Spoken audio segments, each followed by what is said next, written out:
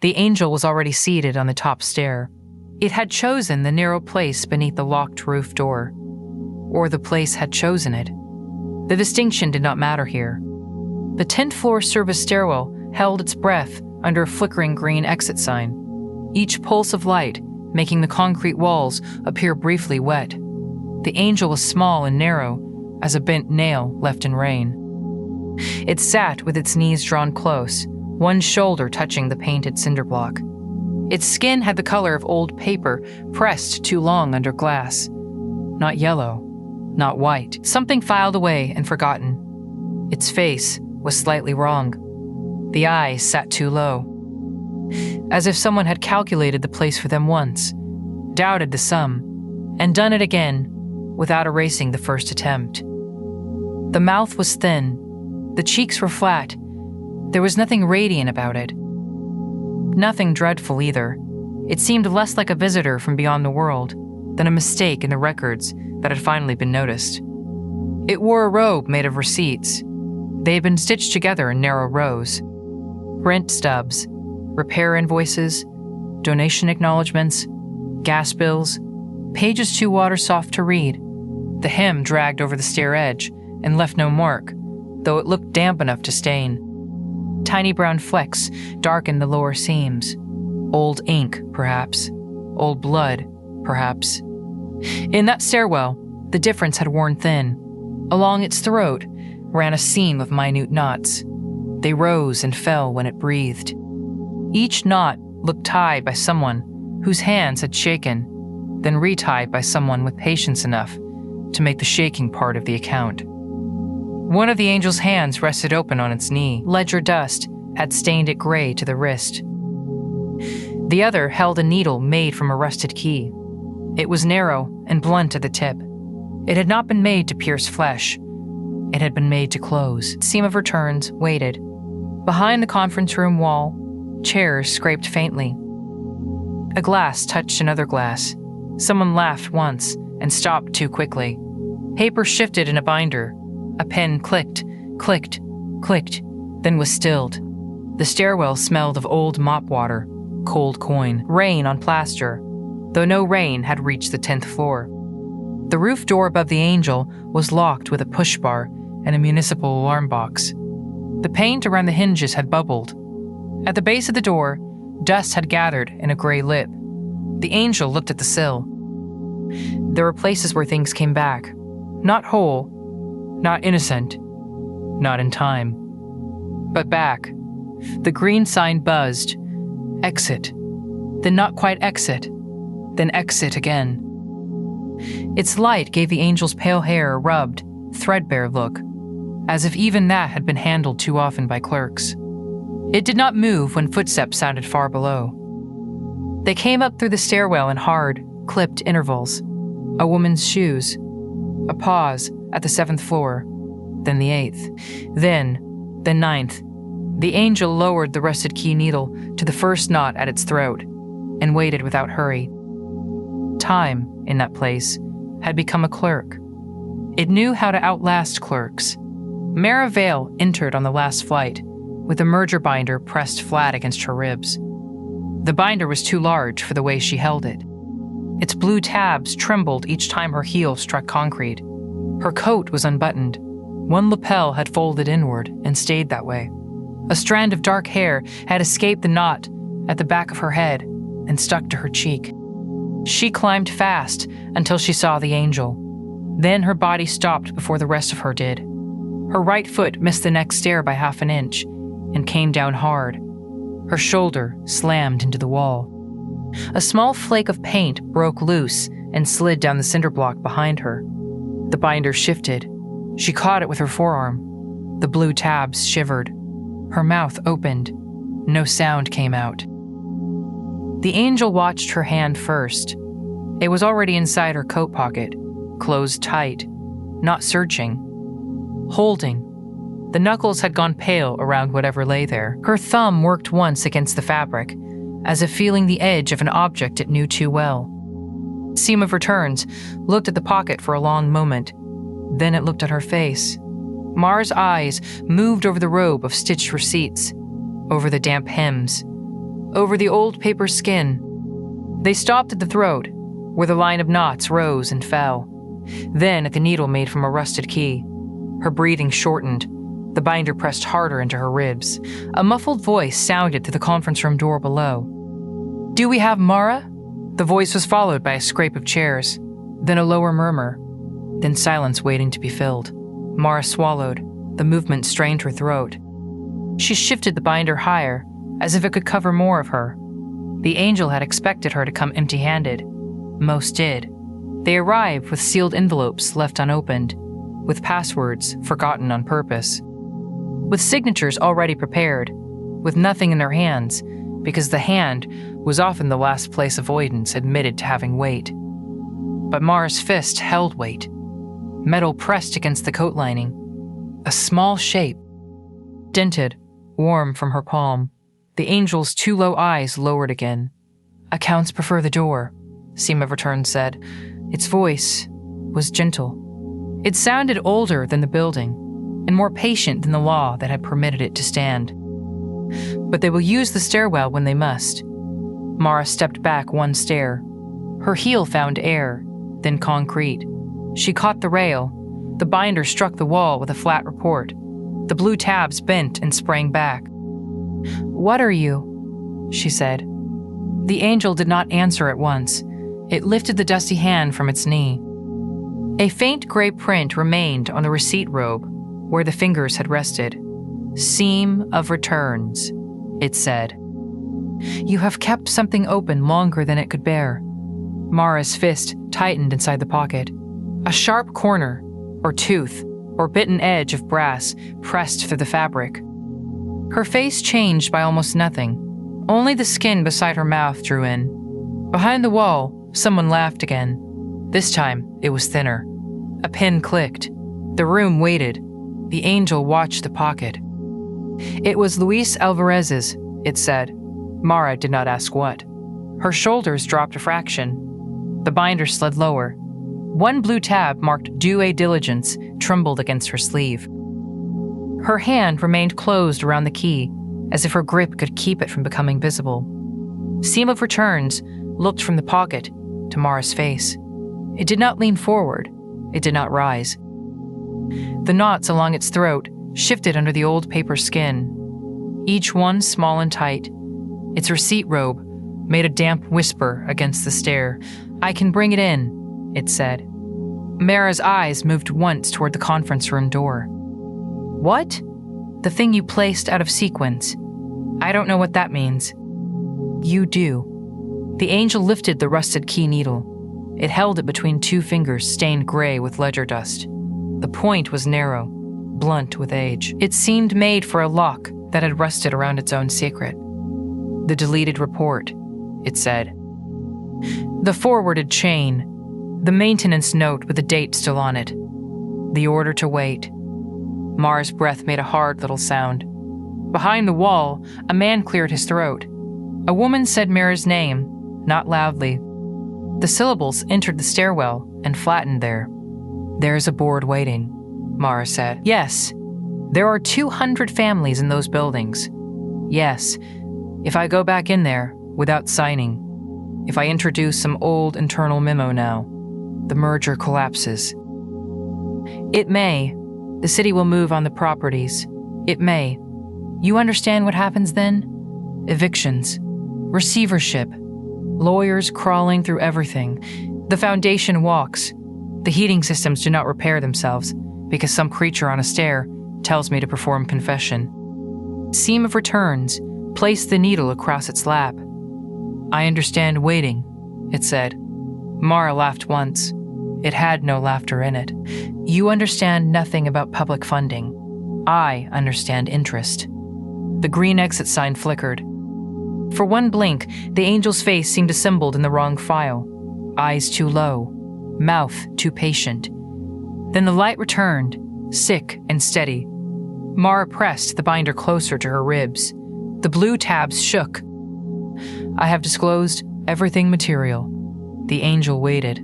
As far as I was advised, it waited, as far as was required for this transaction. It turned its dusty hand palm up. The air smelled more sharply of locked drawers.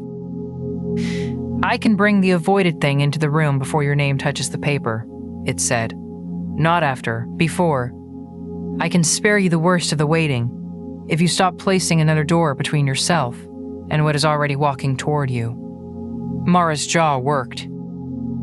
"And in exchange? First, the story you tell yourself about why you delayed." "I didn't delay. There were capital constraints." "Then the story about the constraints." She looked down the stairs. There was no one below, only concrete, a metal rail, old mop water gathered dark in the corner of the landing. "Then," Seam of Return said, "one detail that makes that story less noble. Then what you knew, and when you knew it, then what you were protecting by not speaking. Then the name of the person hurt by your hope that time would do the confessing for you." Mara's hand tightened in her pocket again. The brass edge pressed deeper. "And then, a sentence with no defense in it. I have defenses. Yes, they are not imaginary. No. You cannot make me say something false. I have not asked for false." She stared at it. Her eyes had gone bright, anger or fear. They sat close together in her face. "If you have this memo, give it to me. When the knot opens, I can subpoena myself later if I must." "You have had 6 years of later." The words were gentle. That made them worse. Mara took one step toward the conference room door. The angel did not move. She stopped with her hand on the push bar. The binder edge dug into her forearm. In her coat pocket, Luis Alvarez's key had turned crosswise, as if seeking a lock. "This is obscene," she said. "I am trying to keep people housed." Seam of Returns lowered its eyes to the blue tabs. "Begin there," it said. Mara stayed at the door. Her hand rested on the metal bar. She could have pushed. She could have gone into the room and taken the pen and let the foundation attorney show her where to initial. Her body seemed to know this. It leaned forward. Her feet did not move. "We delayed the boiler replacement because the reserve was all we had," she said. Seam of Returns nodded once. The state reimbursement had not come through. The winter appeal underperformed. "We were carrying 3 buildings with vacancy losses in legal aid cases. The reserve kept us alive."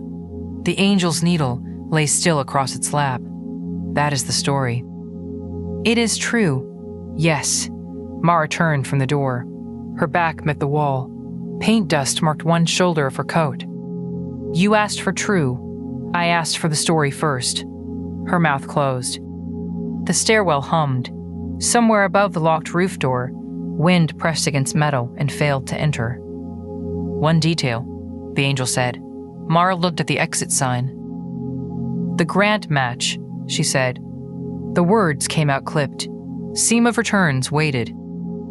"If we held the reserve through the audit, we qualified for the municipal stabilization grant. If we spent it on emergency boilers before the quarter closed, we did not. The grant would have paid for more than the boilers. And less noble." Her face hardened. "It would have put my name on the City Housing Council shortlist." The blue tabs trembled against her sleeve. "I did not invent that. I did not ask them to use us that way. No, it was not only ambition. No, but it was there," the angel said. Mara shut her eyes. "Yes." The dusty hand lifted. One finger touched the seam at its throat. It did not pull yet. "What did you know?" "That the system was old." "When?" "Everyone knew that." The angel's eyes remained on her, too low in the face, patient as a locked file. Mara swallowed. "We had inspection exceptions every year. Minor ones." "Written up?" Corrected. "Written up again." "The contractor said the south building could make it to spring if we monitored pressure." "What did you know?" Her hand moved inside the pocket. The brass key shifted. Something sharp opened the skin at the base of her palm. She flinched, but did not release it. "The email reached my office on January 3. Her voice changed on the date. It became smaller. From maintenance. Name, Luis Alvarez. The angel's throat knots rose and fell. What did it say? That the south boiler was cycling too hard. That the safety valve had stuck twice. That he had shut it down manually. That replacement should not wait. What did you do? I forwarded it to operations. The angel waited. I replied. What did you write? Mara opened her eyes. They had filled but not spilled. I wrote that we needed to postpone replacement until spring. I wrote that we could not break reserve before the grant match was confirmed. I wrote to continue daily checks and keep complaints logged as service issues. The conference room door opened a crack below the landing. Light cut across the concrete, then vanished. Someone had looked out and thought better of calling. The binder slid from Mara's arm. It hit the landing flat. The tabs fanned open. Due diligence, environmental, representations, covenants. Mara did not pick it up. What did you know, and when did you know it? Seam of Returns said. January 3, she said. I knew on January 3 that the boiler should be replaced. And after? Luis died on January 14. The stairwell seemed to narrow around the date. She pressed her injured hand harder around the key. Blood darkened the pocket lining. She felt it. Her face did not change. He was found in the mechanical room, she said. They said carbon monoxide exposure first. Then they said cardiac event complicated the report.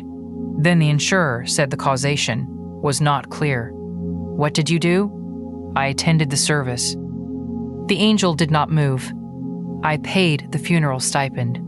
Still it waited. I let the board believe the investigation had found nothing actionable. The old receipt robe made a soft sound, though there was no draft. What did you do 3 days after he died? Mara's head tilted back against the wall. His daughter was downstairs. Name. Mara breathed in through her nose. It caught. Her name is Elena Alvarez. The angel said nothing. She came to ask about his last paycheck, about his accrued vacation. She had a folder with her.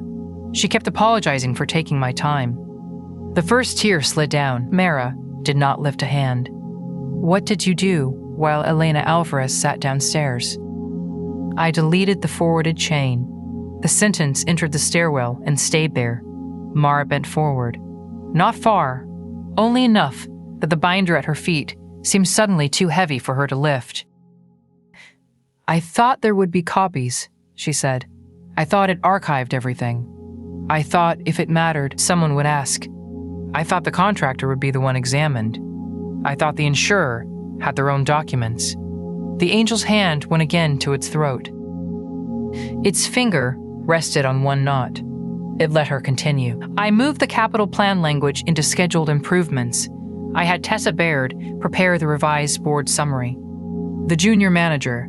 Yes. What happened to Tessa Baird? Mara's mouth trembled once. She asked why the January 3 email was not in the incident file. And I said she had misunderstood the document trail. And she was terminated in April. Performance and fit. The words sounded prepared. They had been used before. They fit badly now. Name the person hurt by your hope that time would do the confessing. Mara looked down at the pocket where her fist was buried. Luis. The angel waited. Luis Alvarez. It waited still. Tessa Baird. The knots did not loosen. Mara wiped her cheek with the back of her free hand. It came away clean. The blood was hidden inside the coat. Elena Alvarez, she said. The name hurt her more. It was plain to see. Her shoulders folded inward, as if she had been carrying the conference table itself, and it had finally shifted. I let her sit downstairs with that folder, Mara said. I let her thank me. I told her we were grateful for her service. The green sign flickered. EXC appeared. Then EX. Then the whole word again. What were you protecting by not speaking? Seam of Return said. The organization. It waited. The buildings. It waited. The families. It waited. Mara gave a small sound. It was almost impatience. Almost grief.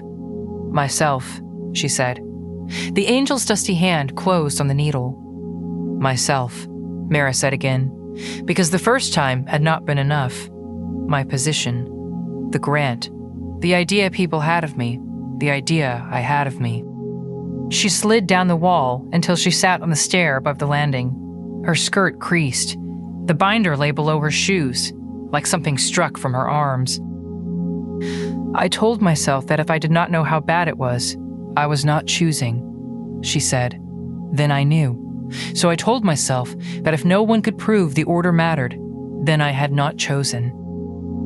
Then the years passed, and the building stayed open, and every year made it easier to call the first thing prudence.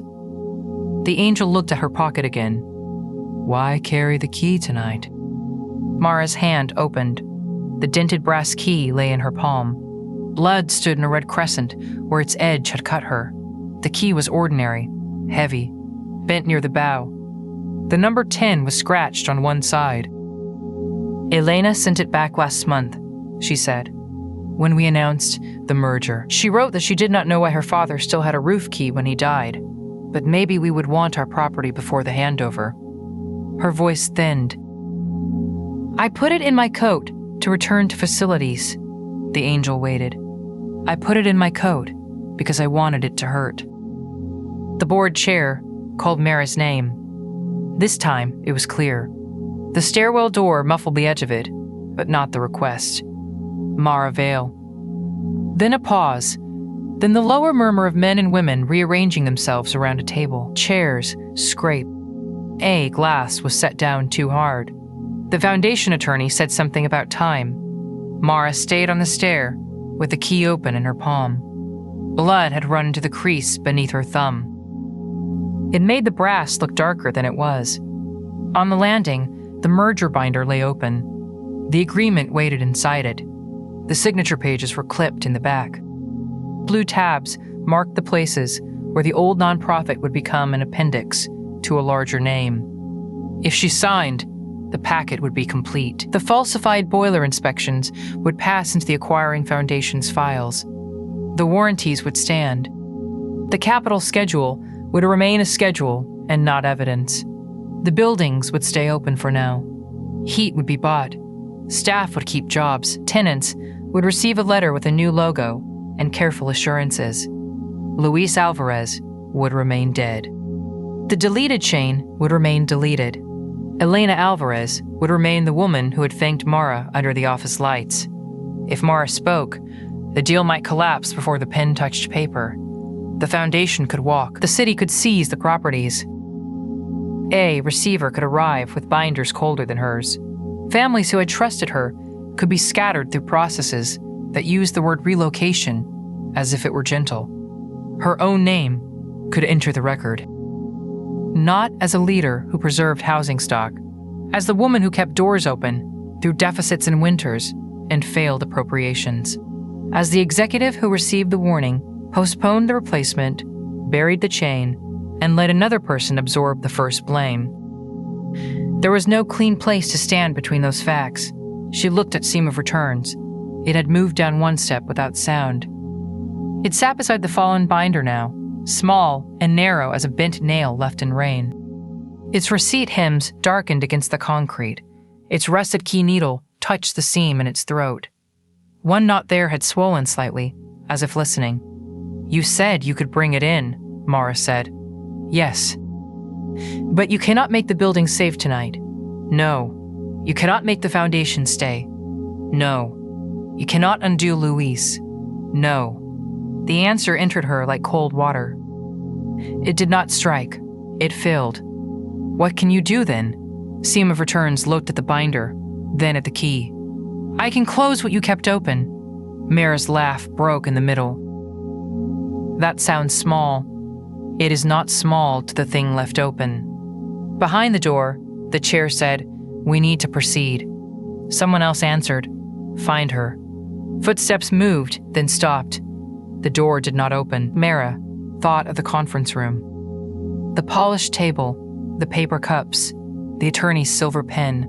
The board members, who had come prepared to grieve one name and approve another. She thought of the South Building, of tenants sleeping under pipes she had once learned to discuss as assets, of Elena's folder, of Tessa Baird packing a cardboard box while Mara kept her calendar full. The angel threaded the needle through the first knot in its throat. It did not pull. Last, it said. Mara closed her eyes. I delayed because I had to. The needle stayed still. I delayed because there were no good choices. Still, I delayed because I believed I could manage the risk. The knot did not loosen. Mara bent over her open palm. The key lay there like a small verdict. Blood gathered beneath it. She whispered, I wanted the relief of not knowing more than I wanted to be good. The stairwell held the sentence. Seam of returns drew the needle a fraction through the knot. Its face did not change. The damp paper skin at its throat creased. Something within the seam gave, not fully, but enough. Mara opened her eyes. Her name came again from behind the door. This time she stood. The roof door rattled once. Mara looked up. The chain across it stayed tight. The padlock did not move. No hand pressed the other side. The sound came again, smaller. A dry metal cough. Seam of returns lowered its rusted key needle from the knot in its throat. The knot had opened a little. Not enough to heal. Enough to let something pass. Under the sill of the roof door, paper appeared. One corner first, then the top edge. Then 3 stapled pages slid forward onto the concrete, damp at the margins, as if they had been kept for years in a drawer beneath the leaking pipe. The first page bore the old maintenance header. The date sat there in black type.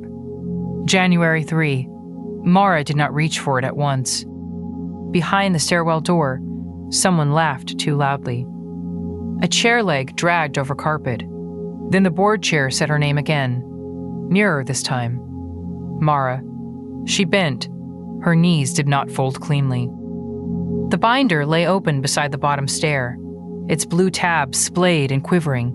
Each time the building's old air system came on, she set Luis Alvarez's dented brass key on the concrete for 1 second so she could gather the pages. The key rocked once on its bent edge. She picked it up again.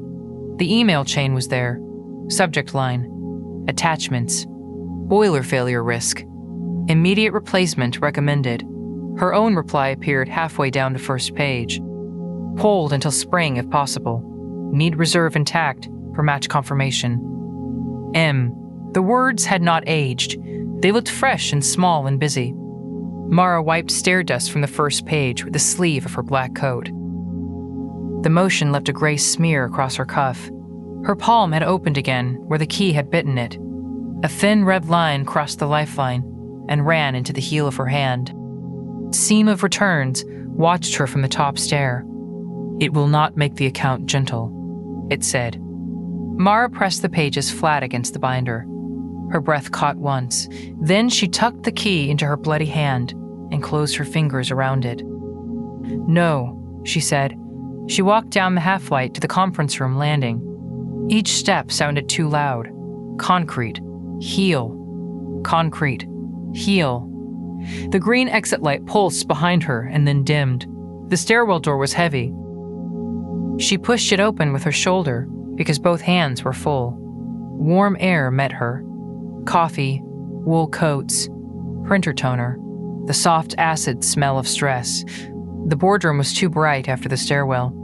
The long table shone under recessed lights. 12 people turned toward her. The foundation attorney stood near the head of the table with his pen uncapped.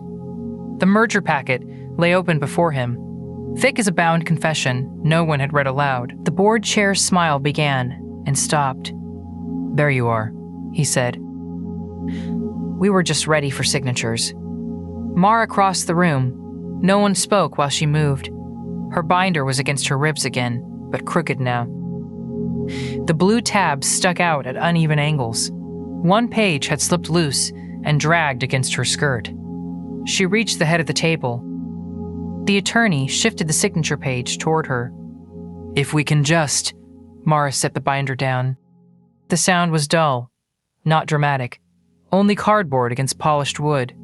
She opened it to the certification tab. The printed assurances showed in their boxes: compliance, disclosures, prior inspection record, no outstanding material hazards. Her name waited at the bottom. She lifted the damp email chain. For one moment, her fingers tightened and bent the corner. Then she smoothed it with the side of her hand. Blood marked the margin near the date. She laid the 6-year-old maintenance memo on top of the merger agreement. The room stayed still. The first page covered the signature line. The old header sat over the new legal language. January 3 rested above the foundation seal. Mara placed Luis Alvarez's dented brass key beside the memo. Then she picked it up again. She held it between thumb and forefinger. Slowly, she turned it. Once. Twice. Its worn teeth caught the light. The little dent in the bow flashed and went dark. "This was Luis Alvarez's," she said. Her voice was hoarse. It did not carry at first. She started again. "This was Luis Alvarez's key.